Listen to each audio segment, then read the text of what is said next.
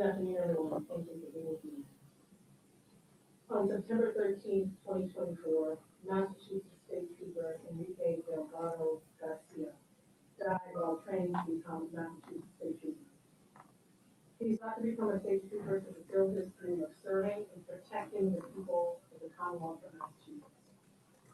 Shortly after Enrique's death and after consultation with Worcester District Attorney Joe Irwin, I appointed an independent investigator, Attorney David Meyer, to review the facts surrounding Enrique's death. I want to thank Enrique's family, his friends, his fellow trainees, and the public for their tremendous patience as this process unfolded. I know that to some, this process has felt long and opaque. Independent investigations are careful and thorough by necessity. In order to maintain the integrity of this process, certain aspects cannot be shared with the public. That confidentiality is by design to ensure fairness for everyone involved. Enrique was a public servant. He began his career in the Worcester District Attorney's Office as a victim witness advocate. His family has spoken openly about his intention of being someone who made a difference in the community and his dreams of becoming a Massachusetts State Trooper. He was a son, a brother, an uncle, and a friend. Enrique should be alive today. Given the extraordinary nature of the event and the complexity of this case, it was necessary to appoint an independent outside investigator. Death investigations are typically handled by the local district attorney. In this case, however, Worcester DA Joe Irwin appropriately determined that his office had a conflict because Enrique worked in his office for a witness advocate. Following conversations with DA Irwin, we determined that Enrique's family deserved an investigation that was completely impartial and devoid of any perception or appearance of conflict. That's why I appointed Attorney Meyer. Attorney Meyer has extensive experience both as a prosecutor and a defense attorney, including 12 years in the Suffolk County District Attorney's Office, where he supervised, investigated, and prosecuted death investigations within Suffolk County. He has since served as partner at Todd & Wells. In this case, David investigated the facts of Enrique's death and the circumstances that surrounded it, just as my office or any other district attorney's office and its investigators would have done. My office was briefed about the investigation along the way and provided logistical support. Because of the design of the investigation, Attorney Meyer had his own independent team to conduct the investigation, and he had full autonomy in making investigatory and charging decisions in this case, which he will discuss shortly. I am grateful to Attorney Meyer for his thorough efforts to follow the facts and to seek accountability to those responsible for Enrique's death. In no way is this investigation and the charges it has yielded a condemnation of all law enforcement. The men and women who choose to serve, protect our communities, often in difficult and dangerous circumstances. Our law enforcement members, including those who serve in my very office, are essential to public safety and the rule of law. I know just how much the Commonwealth benefits from the men and women in uniform who serve the public because I see it up close every day. Many officers go beyond their law enforcement jobs, mentoring young people, supporting community programs, actively working in our communities in a very challenging time to build trust. Their service deserves respect and recognition. And just as they protect us, it is our responsibility to ensure that our aspiring officers at the Massachusetts Police Training Academy are protected from preventable harms and to seek accountability when serious incidents occur. There is nothing more serious than the loss of a life. We can both honor the men and women who serve while also still ensuring accountability within a system, especially when someone dies. Lastly, while Attorney Meyer's investigation focused on Enrique's death, there must be serious discussion and action with respect to reforms. I know that the state police colonel, Jeffrey Noble, has already undertaken efforts to effectuate change, and I'm grateful to him, and I look forward to supporting him in those endeavors going forward. Because this is an ongoing legal matter, there may be some questions that I cannot answer in order to preserve the integrity of Attorney Meyer's case. We appreciate your continued patience. And at this time, I'd like to turn over the podium to Attorney Meyer.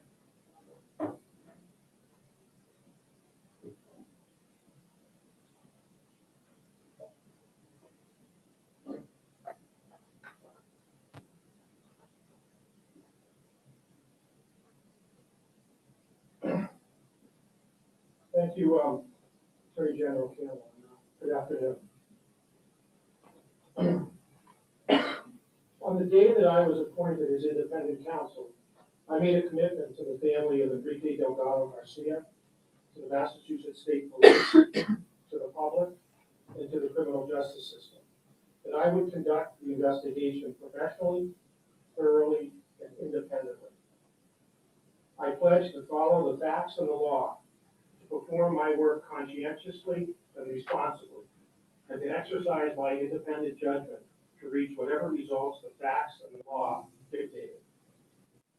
I committed not to permit the speed of the investigation, the length of the investigation, or any other outside factors to influence the investigative process. I owed that to the family of Enrique Delgado-Garcia, to the Massachusetts State Police, to the public, and to the criminal justice system. When Attorney General Campbell appointed me, I knew nothing about the facts surrounding Enrique Delgado-Garcia's death or about the State Police Training Academy. I had no preconceived notion of the potential outcome of the investigation. With the support of an independent investigative team, my assignment was to gather the facts through any and all available investigative means, taking as much time as we needed to do things the right way, and to follow those facts and the applicable law wherever they may lead. I fully recognize that the investigative process has been lengthy, and it has been conducted in silence, without public comment, at least on my part. That silence has been purposeful. It is a direct reflection of the nature of the investigation and of my ethical and legal obligations. At the same time, I can assure the public that the investigative process has been searching, it has been exhaustive, and it has been without outside influence.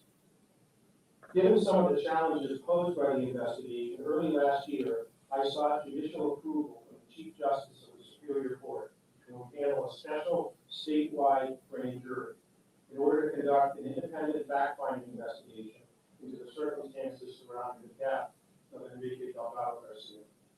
The impanelment of a special statewide grand jury enabled us to compel the testimony of witnesses, to memorialize testimony under oath, to subpoena relevant documents and information, and to gather the facts in a formal proceeding before an independent body. At each stage of the process, the investigative team and I met with the family of Enrique Delgado-Garcia to update them on the status of the investigation. We met with the family this past weekend, and we spoke to them this morning. Over the course of the past 9 months, the grand jury has heard sworn testimony from over 150 witnesses, the vast majority of whom have been state police officers. And the grand jury has reviewed close to 350 physical exhibits, the vast majority of which relate to policies, procedures, activities, and events at the State Police Training Academy. The evidence gathered by the special statewide grand jury has revealed that in the days and weeks prior to September 12, 2024, members of the State Police Training Academy committed a series of wanton and reckless acts in connection with various defensive tactics and physical confrontation training exercises conducted at the academy. The facts and circumstances underlying the wanton and reckless conduct include both A, affirmative acts by academy staff, and B, the failure of academy staff to take certain actions or omissions that they had a legal duty to perform during their daily interactions with the trainees, who were under their care, guidance, and supervision. The wanton and reckless conduct resulted in Enrique Delgado-Garcia suffering concussion-like symptoms as the result of unauthorized, unapproved, and unsupervised boxing-related sparring exercises that occurred during academy training activities on Wednesday, September 11, 2024. The wanton and reckless conduct culminated in Enrique Delgado-Garcia suffering multiple blunt force injuries to the head and massive brain bleeding as the result of the failure of academy staff to intervene and bring a stop to a competitive boxing match between Mr. Delgado-Garcia and a fellow trainee that occurred during academy training activities the following morning on Thursday, September 12, 2024. Mr. Delgado-Garcia died the following day, September 13, 2024, as a result of the head injury sustained during the recruit-on-recruit boxing match that Thursday morning. Based upon the facts and the law, the evidence gathered by the grand jury compels criminal prosecution of certain members of the Academy's Defensive Tactics Unit, the supervisor of the unit, and 3 full-time instructors. These individuals engaged in ongoing interactions with Enrique Delgado-Garcia on September 11, when he suffered concussion-like symptoms, and on September 12, when he was knocked unconscious. These individuals also had direct management and direct control over the physical training exercises themselves. Factually and legally, each of these individuals owed a duty of care to Enrique Delgado-Garcia and to his fellow trainees. Each of them interacted with Mr. Delgado-Garcia and his fellow trainees on a daily basis. And each of them committed a series of wanton and reckless acts and omissions that resulted in Enrique Delgado-Garcia's death. Given their roles and responsibilities on the Defensive Tactics Unit and their control over the training exercises, the wanton and reckless conduct committed by these individuals violated 2 criminal statutes in particular. General Laws, Chapter 265, Section 40, alleging the crime of causing serious bodily injury to a person participating in a training program involving physical exercise. And General Laws, Chapter 265, Section 13, alleging the crime of involuntary manslaughter.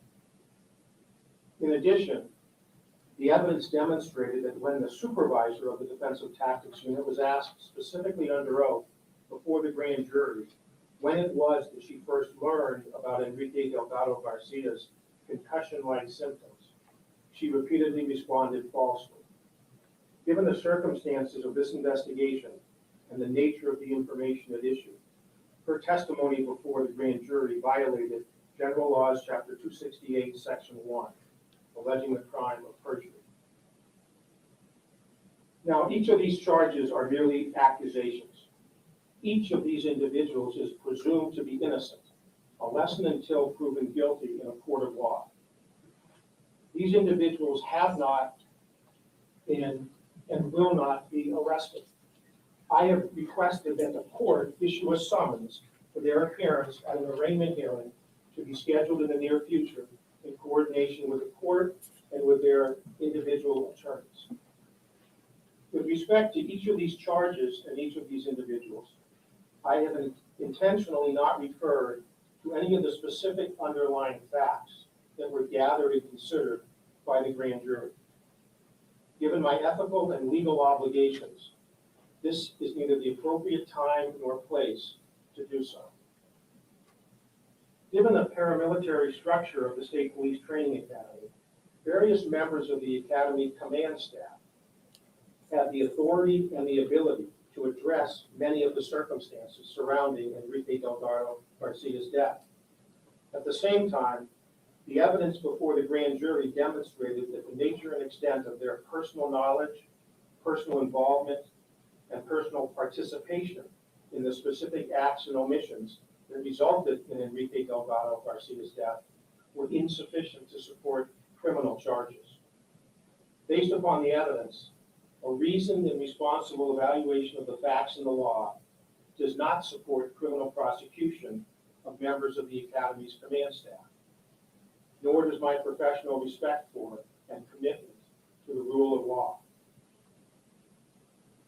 Insofar as I have shared with you generally that certain wanton and reckless acts and omissions compel the criminal prosecution of certain members of the Academy's Defensive Tactics Unit, I want to ensure that certain additional facts are made abundantly clear.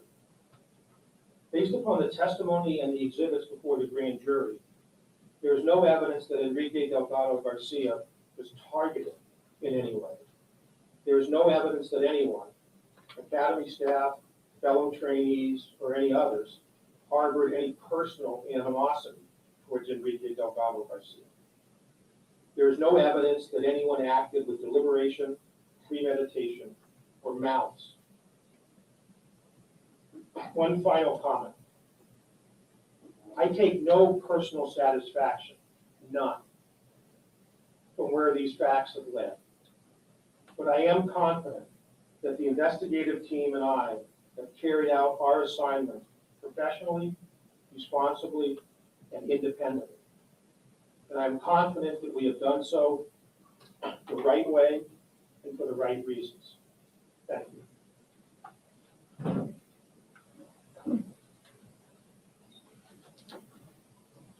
Thank you, Attorney Meyer. I'm happy to take a few questions. Attorney General, a comment on the trainee who was involved in this Boston exercise. Any consequences to the investigation? Not in this investigation. And when it comes And I would just share what's being shared right now from the team with more detail on charges and those who the charges are being brought away.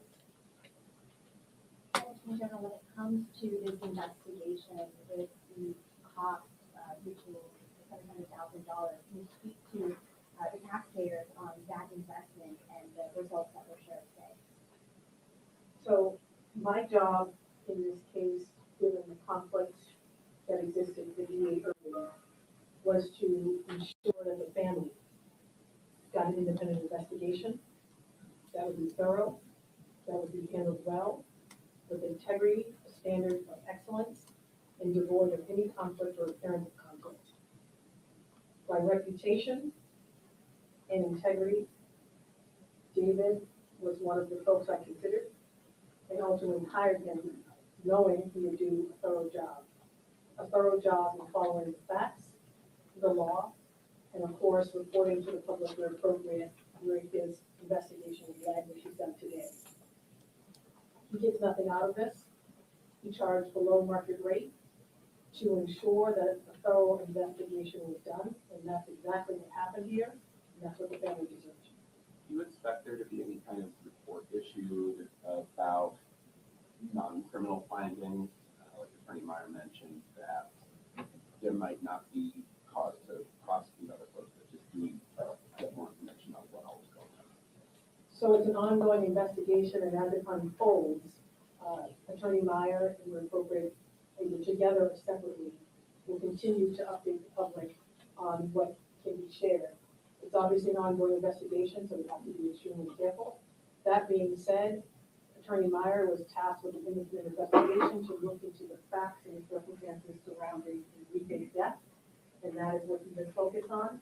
In addition to that, I also think it's equally important that the administration, EOPS, MSP, which I know Colonel Noble is already doing, look at reforms to bring about.